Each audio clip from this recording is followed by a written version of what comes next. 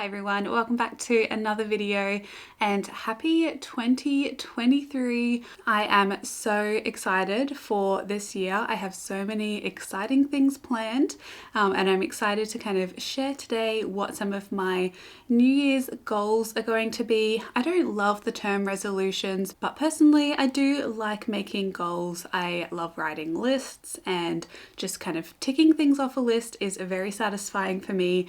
And I always like to start the year with kind of both reflecting on the last year and also just planning new and exciting things for the year to come and kind of include those as my goals for the year, I suppose. So if you are new here, hello, my name is Robin and I live here on the south coast of New South Wales with my partner Scott and our 2 cats. We live on about half an acre here. We grow a lot of our own food and herbs, and we're also starting a flower farm here. And today I'm going to be going through just a few broad goals or ambitions that I have for this year and sharing them with you all. I would personally love to know what your goals are as well for the year. They don't have to be anything extravagant. I definitely make them realistic, and that's what I'm trying to do this year. And kind of the overarching goal really is to have realistic expectations. But definitely make sure to grab a cup of tea or coffee or something else to drink while you watch this video, and yeah, definitely comment down below what you're excited for this year or what your goals are. Now I'm going to keep mine kind of flower farm related, gardening related and YouTube related, as that's what kind of relates to me and things that I do share online. And I do have a little list here that I will be referring to because I needed to write them down so that I would remember them and not just kind of keep adding goals and ambitions, which I tend to do, and then that becomes not realistic. So I'm keeping it nice and simple, and we're going to chat through a few of them today. The first 2 I'm going to loop in together, I think, because they're kind of related to each other, and that is to start a website and launch my flower farm business online, to have an online shop. So it's been something I've wanted to do for ages, and I've been working hard behind the scenes to do the website and also create the products, which are going to be a mixture of, like, you can buy the bouquet bunches and arrangements online for people local to the area, but also I'm going to have a lot of other products with dried flowers and just beautiful things for your home and your garden that I would like to list on the shop. So I am beyond excited to do that. And I just think it's just going to be so exciting and just amazing to do. So that's my first one that I have on my list. Another one, which is more garden related, is to encourage smaller birds to my garden. We live in a suburb that every day, what it feels like every day, people are chopping trees down around us, and it's so sad. And just, yeah, that's the nature of living in a suburb, I suppose, with people who are very terrified of trees. And I understand that they can be kind of health hazards and safety hazards with a lot of eucalypts if you've got your house, right under one. But I personally love trees, and I love neighborhoods that are surrounded by trees. So having a really open area has kind of encouraged a lot of like Indian myna birds, cockatoos, lorikeets, other myna birds, yeah, just a lot of birds that a lot of them are native. That's fine, but it's not their native habitat, if you know what I mean. So a lot of birds will just not act like they would in the wild. It's very competitive around here for a lot of the birds, hence it can be very loud and very damaging to growing plants, growing veggies and things like that. So I really want to plant more grasses and shrubs that I can create little dense areas in the gardens to encourage smaller birds, because that's the type of habitat that they need, and the type of habitat that they don't really have in a lot of suburban areas. So that's one thing that I am going to be working towards, and I'll definitely share the plants and the journey on getting to encourage smaller birds into the garden. Another one I have on here, which again, I've tried to make these fairly broad and just realistic, but is to plant more plants that actually bring me joy. So you all know, like, I love fairy gardens and I love kind of creating little magical spaces, and I have only just started really doing that and understanding that that's something that I really love It makes me feel good and it makes me want to be outdoors and be outside in my garden a lot more. And it kind of seems obvious, like why wouldn't you want to plant plants that you love?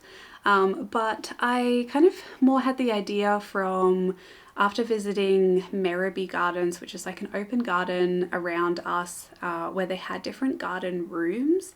In each room, I really felt different and it really felt quite magical, and you could kind of bring out your inner child, I suppose, where it just made me feel good.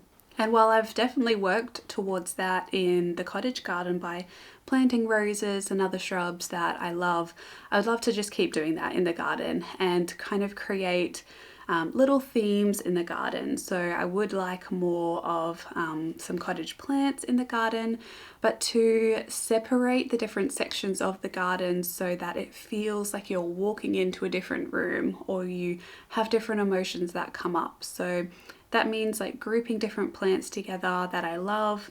So grouping like Mediterranean kind of style plants together, or ferns, creating a fern garden, which I absolutely adore.